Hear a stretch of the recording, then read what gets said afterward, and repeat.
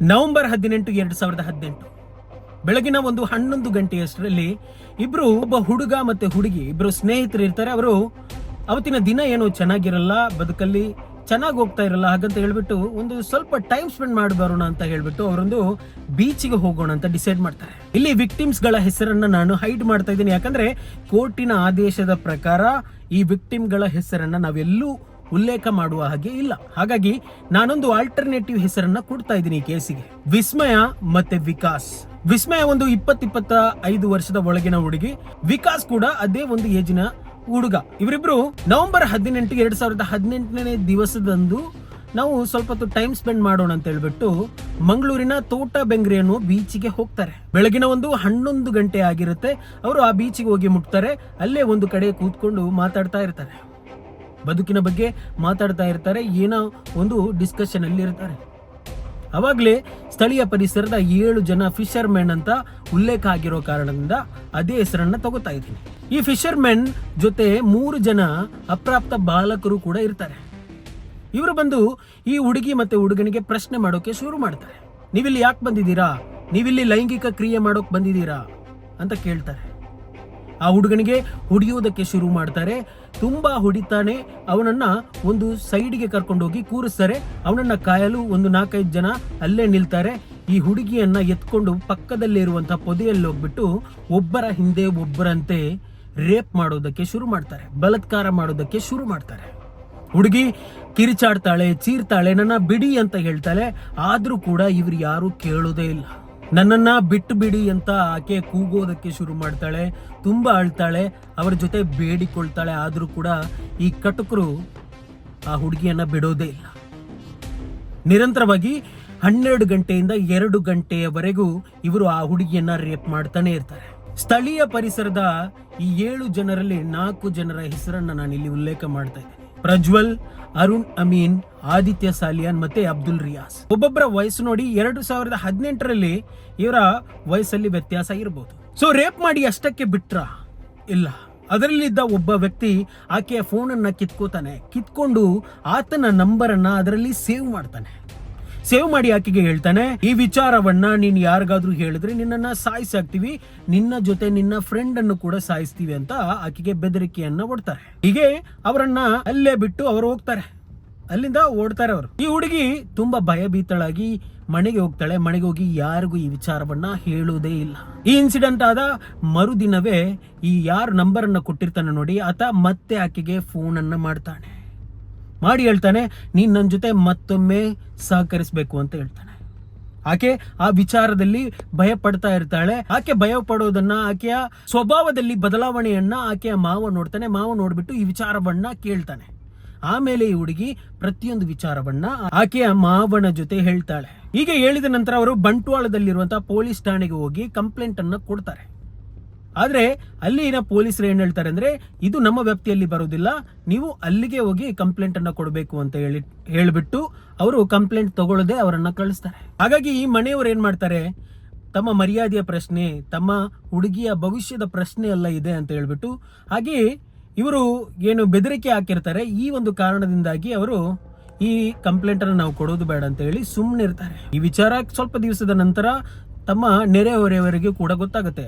ಈ ನೆರೆಹೊರೆ ಏನ್ ಮಾಡ್ತಾರೆ ಅಂದ್ರೆ, ಹೋಗಿ ಪೊಲೀಸಿಗೆ ಹೇಳ್ತಾರೆ. ಪೊಲೀಸಿಗೆ ಹೇಳಿ ಪೊಲೀಸರು ಇವರ ಮನೆಗೆ ಬಂದ್ಬಿಟ್ಟು ಇವರನ್ನ ಮನವೊಲಿಸ್ತಾರೆ. ಈ ವಿಚಾರವನ್ನ ಹೀಗೆ ಬಿಡಬೇಡಿ, ಇದೇ ತರ ಇನ್ನು ತುಂಬಾ ಜನರು ಅನುಭವಿಸ್ಲಿಕ್ಕೆ ಬರ್ಬೋದು ಮುಂದೆ ಅಂತ ಹೇಳ್ಬಿಟ್ಟು, ನೀವು ಧೈರ್ಯ ಮಾಡಿ ನಮ್ಮ ಜೊತೆ ಬನ್ನಿ, ನಾವು ನಿಮ್ಗೆ ಎಲ್ಲಾ ರೀತಿಯ ಸಹಕಾರ ಕೊಡ್ತೀವಿ, ಪ್ರೊಟೆಕ್ಷನ್ ಕೊಡ್ತೀವಿ ಅಂತ ಹೇಳ್ಬಿಟ್ಟು ಇವ್ರ ಜೊತೆ ಕಂಪ್ಲೇಂಟ್ ಅನ್ನ ಈಸ್ಕೊಂಡು ಪೊಲೀಸರು ತನಿಖೆಯನ್ನ ಶುರು ಮಾಡ್ತಾರೆ. ASP ಮಂಜುನಾಥ್ ಶೆಟ್ಟಿ ಅವರು ಈ ಒಂದು ಪ್ರಕರಣದ ತನಿಖೆಯನ್ನ ಶುರು ಮಾಡ್ತಾರೆ. ನಿರಂತರ ತನಿಖೆಯಿಂದಾಗಿ ಇವರು ಈ ಕೇಸಲ್ಲಿ ಯಾರೆಲ್ಲ ಶಾಮೀಲಾಗಿರ್ತಾರೆ ಪ್ರತಿಯೊಬ್ಬರನ್ನ ಅರೆಸ್ಟ್ ಮಾಡಿಬಿಟ್ಟು ಕೋರ್ಟ್ ಮುಂದೆ ಹಾಜರುಪಡಿಸ್ತಾರೆ. ಕೋರ್ಟ್ ಅಲ್ಲಿ ಏನೆಲ್ಲ ನಡೆಯುತ್ತೆ, ಯಾವ ರೀತಿ ವಾದ ವಿವಾದಗಳೆಲ್ಲ ನಡೆಯುತ್ತೆ, ಇದರ ಬಗ್ಗೆ ಕಂಪ್ಲೀಟ್ ಡೀಟೇಲ್ ಅನ್ನ ಒಬ್ರು ಲಾಯರ್ ಅವರು ಮಾತಾಡಿದ್ದಾರೆ. ಅದನ್ನ ನೀವು ನೋಡಿ. ನಾನು ಜ್ಯೋತಿ ಪ್ರಮೋದ್ ನಾಯ್ಕ್ ಅಂತ, ಸರ್ಕಾರಿ ಅಭಿಯೋಜಕರು, ಜಿಲ್ಲಾ ನ್ಯಾಯಾಲಯ ಮಂಗಳೂರು. 2ನೇ ಹೆಚ್ಚುವರಿ ನ್ಯಾಯಾಲಯ ಮಂಗಳೂರಿನಲ್ಲಿ ಆದಂತಹ ಒಂದು ತೀರ್ಪಿನ ಬಗ್ಗೆ ಹೇಳ್ತಾ ಇದ್ದೀನಿ. ಸಾಮೂಹಿಕ ಅತ್ಯಾಚಾರದ ಕೇಸಿನ ಮೇಲಾದಂತಹ ತೀರ್ಪು ದಿನಾಂಕ 18/11/2018 ಮಧ್ಯಾಹ್ನ 12:30 ಗಂಟೆ ಸುಮಾರಿಗೆ ಪ್ರಕರಣದ ಒಬ್ಬಳು ಸಂತ್ರಸ್ತೆ ಅವಳ ಗೆಳೆಯ ಜೊತೆಗೆ ಅಲ್ಲಿ ತೋಟಬೆಂಗ್ರೆ ಬೀಚಿಗೆ ಹೋಗಿರ್ತಾಳೆ ವಾಯುವಿಹಾರಕ್ಕಾಗಿ. ಅಲ್ಲಿ ಆರೋಪಿತರು 4 ಜನ, ಅವ್ರ ಜೊತೆಗೆ 3 ಜನ ಕಾನೂನು ಸಂಘರ್ಷಕ್ಕೊಳಗಾದಂತಹ ಬಾಲಕರು ಇರ್ತಾರೆ. ಎಲ್ಲರೂ ಸೇರಿ ಅವರು ಕೂತು ಇದ್ದಂತಹ ಸ್ಥಳಕ್ಕೆ ಹೋಗಿ ಅವರಿಗೆ ಕೇಳ್ತಾರೆ, ಯಾರು ನೀನು, ಎಲ್ಲಿಂದ ಬಂದೆ ಅಂತೆಲ್ಲ ಕೇಳ್ತಾರೆ. ಅವಳು ವಿಷಯವನ್ನ ಕೇಳ್ತಾರೆ. ಅದಕ್ಕೆ ಅವಳು ಹೇಳ್ತಾನೆ, ನಾನು ಗೆಳತಿಯಾಗಿ ಬಂದಿದ್ದೀವಿ ಅಂತ ಹೇಳ್ತಾಳೆ ಅವಳು. ಅದಕ್ಕೆ ಅವರು ಕೇಳ್ತಾರೆ, ಇಲ್ಲಿ ಮಾಡ್ಲಿಕ್ಕೆ ಬಂದಿದ್ದ ಅಂತ ಹೇಳಿ ಇಲ್ಲಿಯ ಗ್ರಾಮ್ಯ ಭಾಷೆಯಲ್ಲಿ ಕೇಳ್ತಾರೆ. ಅದಕ್ಕೆ ಇಲ್ಲ ಅಂತ ಹೇಳಿದ ನಂತರ ಅವರು ಏನ್ ಮಾಡ್ತಾರೆ, ಅವಳ ಜೊತೆ ಇದ್ದಂತಹ ಸಂತ್ರಸ್ತೆ ಜೊತೆ ಇದ್ದಂತಹ ಯುವಕನನ್ನ ಹೊಡಿತಾ ಅವನನ್ನ ಬೇರೆ ಕಡೆ ಕರ್ಕೊಂಡು ಹೋಗ್ತಾರೆ. ಮತ್ತೆ ಉಳಿದವರು ಅವಳನ್ನ ಇನ್ನೊಂದೆಡೆಗೆ ಒಂದು ಪದೇ ಜಾಗದಲ್ಲಿ ಕರ್ಕೊಂಡು ಹೋಗಿ ಅವಳು ತುಂಬಾ ಬೇಡ್ಕೊಳ್ತಾಳೆ. ಆದ್ರೂ ತನಗೆ ಏನು ಮಾಡಬೇಡಿ ಅಂತ ಕೇಳ್ಕೊಳ್ತಾರೆ. ಅವರು ಒತ್ತಾಯಪೂರ್ವಕವಾಗಿ ಅವಳ ಮೇಲೆ ಬಲಪ್ರಯೋಗ ಮಾಡಿ ಒಬ್ಬರ ನಂತರ ಒಬ್ಬರು ಸರದಿಯಲ್ಲಿ ಅವಳ ಮೇಲೆ ಅತ್ಯಾಚಾರ ನಡೆಸ್ತಾರೆ. ಮತ್ತೆ ಅವಳನ್ನ ಈ ಅತ್ಯಾಚಾರ ಮಾಡುವಂತಹ ಸಂದರ್ಭದಲ್ಲಿ ನೀನು ಏನಾದ್ರೂ ಇದ್ರ ಬಗ್ಗೆ ಯಾರಿಗಾದ್ರೂ ಹೇಳಿದೆ, ಈ ವಿಚಾರವನ್ನ ಹೇಳಿದೆ ಅಂದ್ರೆ ನಿನ್ನನ್ನು ಮತ್ತೆ ನಿನ್ನ ಗೆಳೆಯನನ್ನ ಸಾಯಿಸುವುದಾಗಿ ಒಂದು ಬೆದರಿಕೆ ಹಾಕ್ತಾರೆ. ಮತ್ತು ಅವಳು ಮೊಬೈಲ್ ಅನ್ನ ಕಸ್ಕೊಂಡು ಅದರಲ್ಲಿ ಒಂದು ಆರೋಪಿ ಅವನ ಮೊಬೈಲ್ ನಂಬರ್ ಅನ್ನ ಫೀಡ್ ಮಾಡಿ ನಾನು ಫೀಡ್ ಮಾಡಿದ್ದೀನಿ ಅಂತ ಹೇಳಿ ಕೊಡ್ತಾನೆ. ಅದರ ನಂತರ ಅವಳು ಸುಮಾರು 12:30 1 ಗಂಟೆ ನಂತರ 2 ಗಂಟೆ ತನಕ ಅವಳ ಮೇಲೆ ಅತ್ಯಾಚಾರ ಆಗ್ತದೆ. ಅದ ನಂತರ ಅವಳು ಮನೆಗೆ ಬರ್ತಾಳೆ, ತುಂಬಾ ಗಾಬರಿಯಲ್ಲಿ ಇರ್ತಾಳೆ, ಯಾರಿಗೂ ಹೇಳೋದಿಲ್ಲ ಆ ವಿಚಾರವನ್ನ. ಅದರ ನಂತರ ಅವಳಿಗೆ ಆ ಮೊಬೈಲ್ ನಲ್ಲಿ ನಂಬರ್ ಫೀಡ್ ಮಾಡಿದಂತ ಆರೋಪಿ ಫೋನ್ ಮಾಡ್ತಾನೆ. ಫೋನ್ ಮಾಡಿದಾಗ ಇವಳಿಗೆ ಗಾಬರಿ ಆಗ್ತದೆ. ಮತ್ತೆ ಅವಳು ಅದನ್ನ ತಡಿಲಿಕ್ಕೆ ನೋಡ್ತಾಳೆ, ಅದು ಸ್ಪಂದಿಸಲಿಕ್ಕೆ ಹೋಗುದಿಲ್ಲ.